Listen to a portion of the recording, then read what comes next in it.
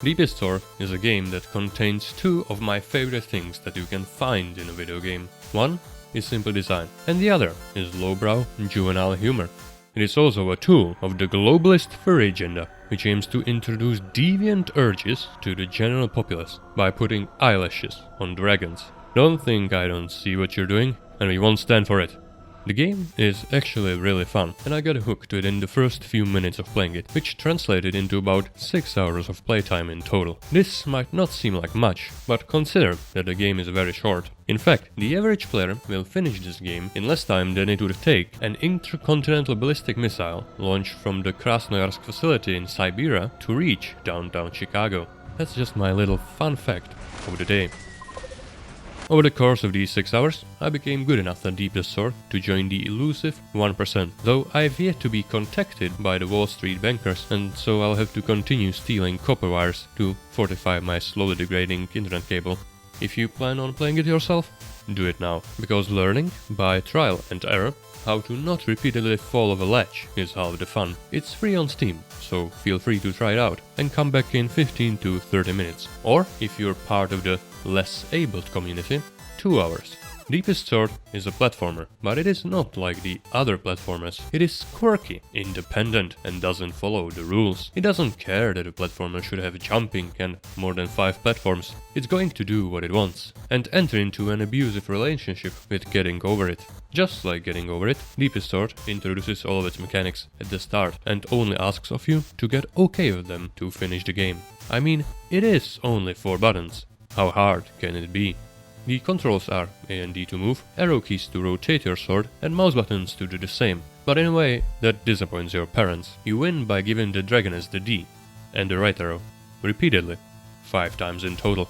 You could do A and the left arrow key instead, but it is slower, and so the D method is preferred. With each success, your weapon gets progressively longer, and the dungeon gets an additional room designed around your increased size. You might stop yourself and think, that's only 9 rooms, and you would be wrong, because it's 5, and I cannot even read my own script. But there's a reason Deepest Sword gets away with having so little content, because it's free. Because you have to adapt your strategy to accommodate your increasingly threatening sword. So, in reality, you could think of it as 5 factorial rooms. To illustrate, let's take a look at the second room, which has a bottom route that is very fast, very easy, and completely impassable with any of the largest swords, so you'll have to take the stairs, which are custom made for the third sword, but become increasingly infuriating with anything larger. Whenever you manage to beat the current level and stab the dragon, a feat that is actually quite difficult due to its gaping hole being surprisingly tight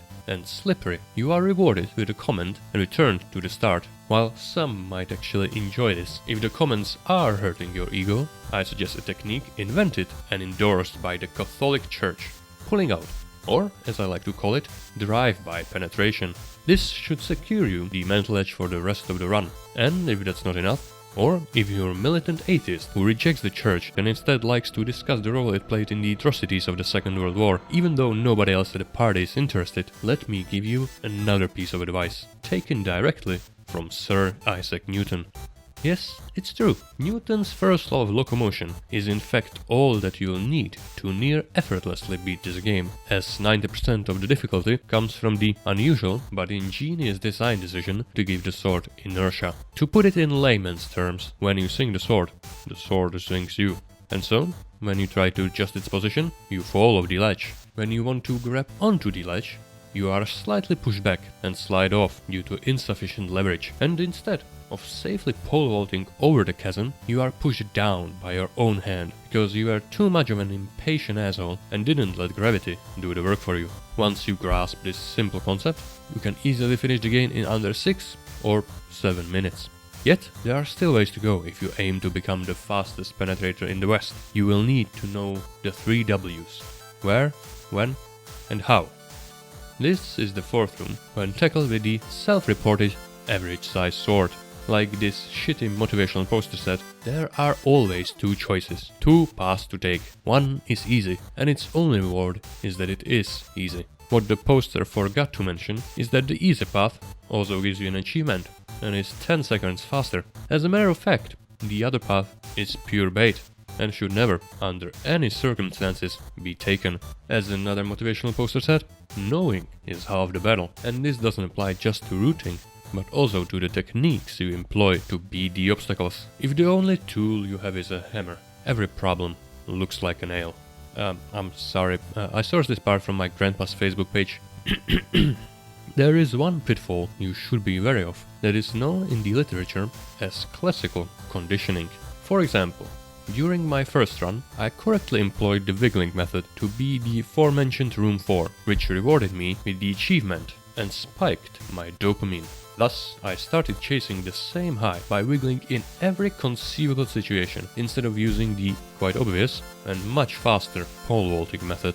It took me 40 minutes of expensive group therapy to get rid of this habit, but it was all worth it, as thanks to it, I was able to break the 4-minute barrier. There is still a problem though, as to get the last achievement, you will need to shave off another 30 seconds, which is getting dangerously close to speedrunning territory. If you're smart and actually do some independent research, this is hard, yet doable. But I wasn't smart. Instead, I stubbornly decided to create my own spreadsheet, time inefficiently routed splits, and calculated that 3:30 was just about possible with perfect play. After 2 hours, I managed to improve my time by 8 seconds, because I choked a grab, which lost me 20. A blessing in disguise, as the frustration made me actually check what the optimal route is and realize that I am, and it did. Apparently, not only does the knight possess such a powerful right hand that he is able to literally lift himself off the ground, a technique that I admittedly wasn't autistic enough to master, but there are also 3 very simple routing changes that can save at least 10 seconds. And so, with just an additional 30 minutes of practice, I was able to... Are you choking? Are you choking? Like I said, with just 35 minutes of additional practice, I was able to get a pretty messy run that nonetheless was below 3:30. I finally got 100% completion of Deepest Sword. In conclusion, it is a very good game with a surprising amount of depth, and it really has something for everyone. If you enjoy platformers, I can certainly recommend it.